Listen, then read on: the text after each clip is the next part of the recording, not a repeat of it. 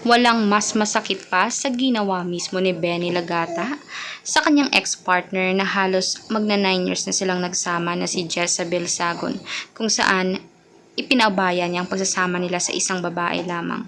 Nakakaiyak, nakakatindig ng puso ang mismong part 2 ng video na ito, kung saan dito talaga one-on-one nag-usap sila sa harap mismo ng mga staff ni Idol Raffy Tulfo. Dito rin mapapatunayan kung gaano kaduwag ang lalaki.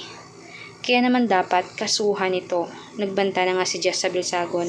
Mahuhuli, makukulong at talagang mas mapapahiya siya ng bonggang-bongga.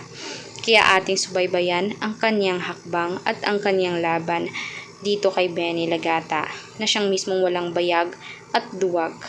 Maraming kemi-kemi para maawa din sa kanyang mga tao. Marami siyang rason kung bakit iniwan niya umano si Jezabel Sagon na hindi naman talaga totoo ang mga iyon.